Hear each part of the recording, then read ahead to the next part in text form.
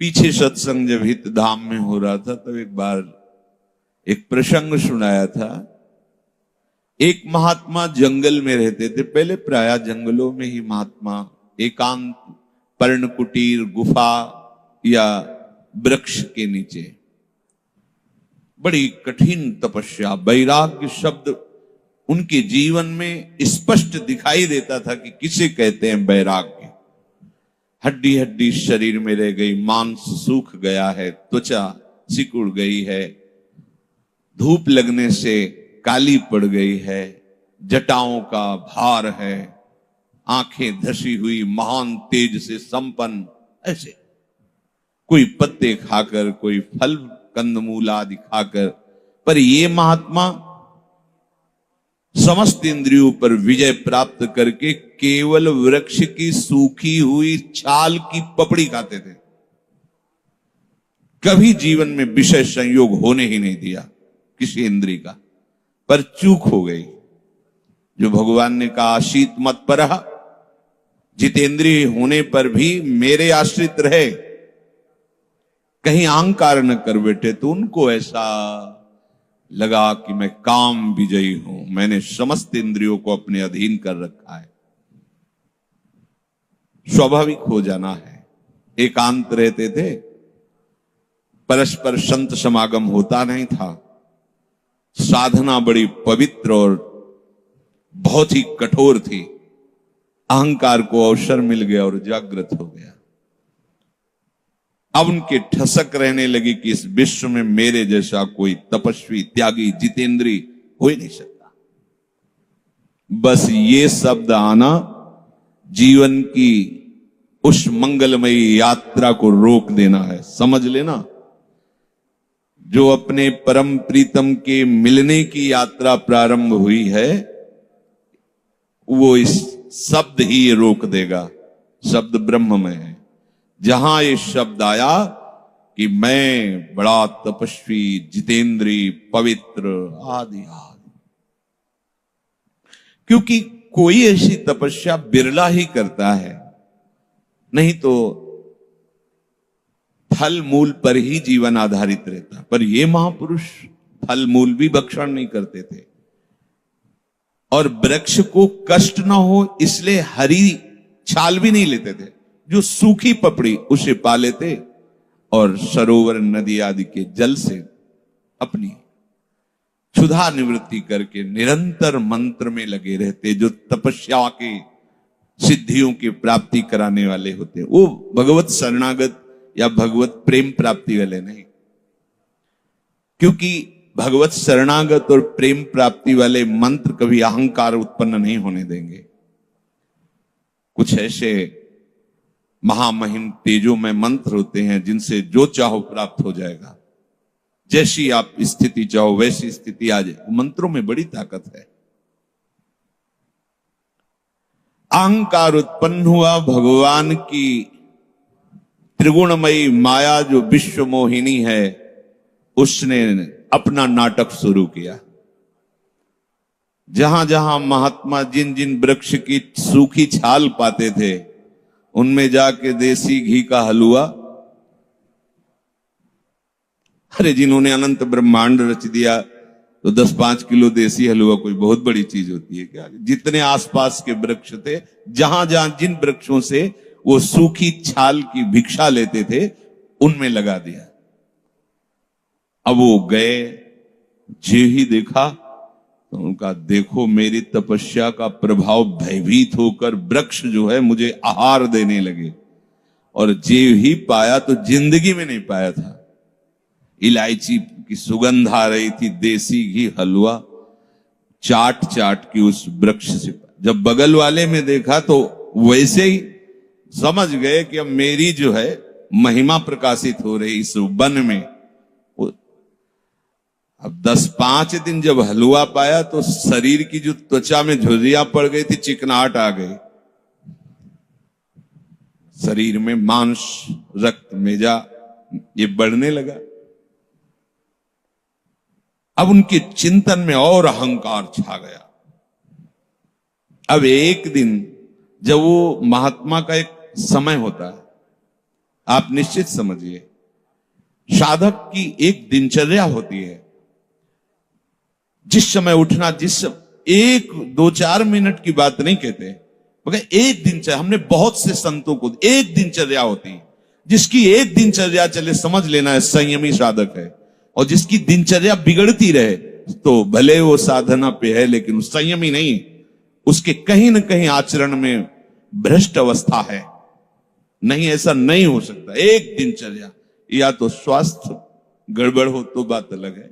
एक दिनचर्या, ये देखा है बड़े बड़े महापुरुषों को देखा। काशी में जब घाटों में रहते थे तो मुमुक्ष भवन में बड़े बड़े वीतराग परमहंस सन्यासियों का निवास स्थान, वहां से एक सन्यासी जी आते थे 3-3:15 के बीच में। 12 महीना वर्षा हो रही तो भी दंड नारायण लिए हुए, मंत्र जाप तर्पण गंगा की, सर्दी गर्मी वर्षा, उसी जगह उसी घाट में, ठीक उसी टाइम। 1-2 मिनट की बात अलग, कितने पूज्य सदगुरुदेव भगवान, ठीक टाइम, पूरी दिनचर्या बिल्कुल करेक्ट टाइम। कहीं ऐसा नहीं कि आज 8 तो कल 8:30, परसों 9:45, ऐसा नहीं। अगर ऐसा हो रहा है तो वहां कोई उत्सव होगा, कोई श्री जी का मंगल लीला विनोद हो रहा होगा, उसका नहीं तो एक दिनचर्या। तो महात्मा की दिनचर्या थी, पक्के वो तो थे, ठीक समय पर वो आहार लेने जाते थे। तो कई दिन बराबर ऐसा आहार लेने के बाद जो आहार को देने वाली थी नवयुवती, सुंदर स्वर्ण के पात्र में वो, और वो जानबूझ के कुछ पेड़ों पे लगा चुकी थी। महात्मा पहुंचे तो नूपुरों और कंकन की धुनी करती हुई ऐसे दूसरे वृक्ष में मानो लेप कर रही और जा रही, और रोए रुक जाओ, तो मानो भयभीत हो गई हो ऐसे लेके डर। अच्छा, तो तुम ये कर रही थी जो वृक्षों में अभी तक लेप लगा रही थी, तुम लगा रही थी? हाँ महर्षि, हम ये। क्यों? मुझ अधम से कुछ आपकी सेवा बन जाए इसलिए। अच्छा, क्योंकि भगवान की मोहिनी माया है। ऐसा नहीं हो सकता कि वो ऋषि से क्रोध दिला करके वो शाप की अधिकारिणी बने, नहीं। बहुत मृदु भाषा, सुधामयम बाचो कामिनाम रसवर्धनम हृदय क्षुरधाराभम। भगवान, मुझ जैसे अधम से आपकी सेवा, तो तुम छुप कर क्यों सेवा करती थी? भगवान, मुझे डर लगता है आपसे, कहीं आप किसी भी हमारी चेष्टा से नाराज हो गए तो मैं किसी काम की नहीं रहूंगी, मुझे बहुत डर लगता है आपसे। नहीं नहीं, तुम्हें डरने की जरूरत नहीं, आज से तुम्हें बिल्कुल डरने की जरूरत। इधर आओ, नजदीक लाओ, कटोरा लाओ, पूरा हलवा, तुम ठीक समय पे आ जाया करो और ले आए। वृक्ष में लगाने की जरूरत, अरे ऐसे श्रद्धावानों की भिक्षा पाने से कहीं परमार्थ थोड़ी बिगड़ता है। भूल रहे हैं कि शास्त्र आज्ञा का उल्लंघन हो रहा है। अब एक दिन वो नहीं आई, तो जानते हो इतने दिनों में क्या हुआ? जब से वृक्ष में हलवा लगा था और आज तक कटोरा में पाने तक मंत्र का चिंतन गया। पहले तो अहंकार का वर्धन हो रहा था कि मेरे तप के प्रभाव से वृक्ष ऐसे स्वादिष्ट पदार्थ देने लगे, लेकिन जब से उस युवती के हाथ और उसका ये विधान देखा, तब से मंत्र गया, चिंतन गया। अब वही चिंतन चल रहा है, कब वो समय आवे, पर जाते ठीक समय से थे। ऋषि बहुत समय की उनकी वृत्ति है। आज गए तो न वृक्ष में लगा था और न, पूरा चिंतन व्याकुलता पूर्वक। एक बार तो दिखाई दीजिए। मैंने तो पूछा भी नहीं तुम कहां रहती हो, कहां, कैसे कैसे, बिकल, इतने बिकल। देखो ये सम्मोढ़ता, क्या करूं। इतने में आवाज नूपुरों की, मानो प्राण आ गए हो। देखा, अच्छा, दौड़ पड़े। पहले तुम बताओ कि आज भिक्षा क्यों नहीं? बोले आज तो किसी तरह आ गई हैं, पर कल से नहीं आ पाएंगे आपकी सेवा में। क्यों? मां ने ब्याह की बात कर ली है और आज विलंब हुआ इसीलिए कि वो किसी नवीन वर्ग के साथ हमारा ब्याह के, क्योंकि मां कह रही थी तुम सयानी हो गई और तुम्हारा ब्याह, तो अब तो सेवा नहीं हो पाई। मानो जैसे जीवन ही नष्ट हो गया हो। अभी कुछ दिन तक कोई मतलब नहीं था। प्रथम वो स्वाद अहंकार के कारण, द्वितीय उसका चिंतन, तृतीय ऐसी मूढ़ता छा गई कि अब तो हम जी नहीं सकते। अगर इसका ब्याह हो गया, ये कहीं चली गई तो मैं तो मरा। ये देखो, बुद्धिनाशात प्रणश्य, इसे नाश कहते हैं। होगा, रुको रुको, कोई उपाय ऐसा नहीं हो सकता जिससे तुम हमसे कभी दूर जाओ ही ना? उपाय तो हो सकता है, पर मेरी हिम्मत नहीं कि मैं वो उपाय की बात कह दूं। नहीं नहीं, आप बोलिए, आप डरिए, बिल्कुल डरिए मत। ब्रह्मा की भी ताकत नहीं है कि मेरी तपस्या ऐसी एकत्रित है कि मेरी आज्ञा का उल्लंघन कर सके। महाराज मैं जानती हूं इसीलिए डरती हूं।